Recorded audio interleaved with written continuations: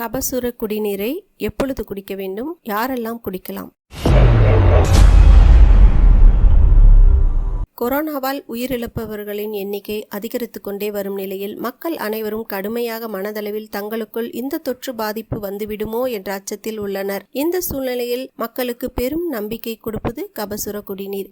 ஆம், இதனால் ஏற்படும் பல நல்ல மாற்றங்களை குறித்து பலர் கூறி வருகிறார்கள். இதனை எப்படி தயார் செய்ய வேண்டும், எந்த முறையில் குடிக்க வேண்டும் என்பதை பற்றி பார்ப்போம். 5 கிராம் கபசுர குடிநீர் பொடியை 240 மில்லி லிட்டர் தண்ணியில் போட்டு கொதிக்க வைத்து 60 மில்லி தண்ணி வற்ற வைக்கவும். குறைந்த தணலில் கொதிக்க வைக்க வேண்டியது முக்கியம். வாய்ப்பிருந்தால் மண்பானையில் கொதிக்க வைப்பது சிறந்தது. இயலாதவர்கள் வேறு பாத்திரங்களில் தயாரிக்கலாம். கபசுர குடிநீரின் தரம் பார்த்து வாங்க வேண்டியது மிக முக்கியம். போலி மருத்துவர்களும் போலி மருந்தகங்களும் பெருகிவிட்ட நிலையில் இதனை கவனிக்க வேண்டியது மிக அவசியமாகிறது. அரசு தர நிர்ணயம் செய்து தயாரிப்பாக பார்த்து வாங்கினால் அதன் தரம் நன்றாக இருக்கும். அல்லது அரசு மருத்துவமனைகளிலோ துணை சுகாதார நிலையங்களிலோ ஆரம்ப சுகாதார நிலையங்களிலோ வாங்கி பயன்படுத்தினால் அதில் அனைத்து மூலிகைகளும் கலந்திருப்பதால் முழு பலனையும் பெற முடியும். போலியாக தயாரிக்கப்படுகிற கபசுர குடிநீர் பொடியில் 15 மூலிகைகள் இடம்பெற வேண்டியதற்கு பதிலாக 7 8 மட்டும் சேர்த்து தயாரிப்பார்கள். விலை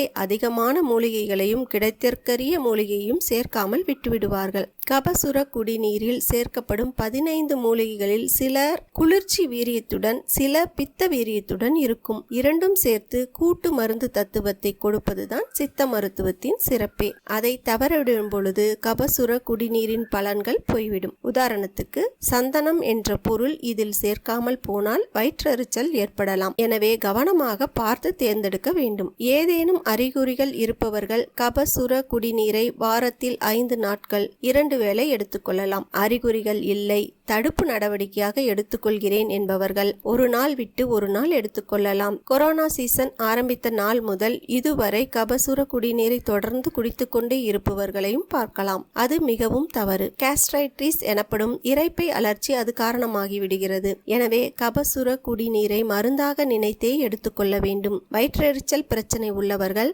சாப்பிட்ட பிறகு இதை எடுத்துக்கொள்வது நலம். லேசான தொண்டை கரகரப்போ மூக்கடைப்போ ஆரம்பிக்கும் பொழுது உடனடியாக கபசுர குடிநீரை எடுத்துக்கொண்டால் நிச்சயம் பலன் தரும். கபசுர குடிநீரை தயாரித்த 3 மணி நேரத்துக்குள் குடித்துவிட வேண்டும். நிறைய பேர் மொத்தமாக தயாரித்து பிளாஸ்கில் வைத்து மாலை வரையோ அடுத்த நாள் வரையோ வைத்திருந்து குடிப்பார்கள். அதை அப்படி செய்வது தவறு. மருத்துவரின் ஆலோசனை பெற்றே கபசுர குடிநீர் உங்கள் உடலுக்கு ஏற்றதா என அறிந்து அருந்தி வரவும்.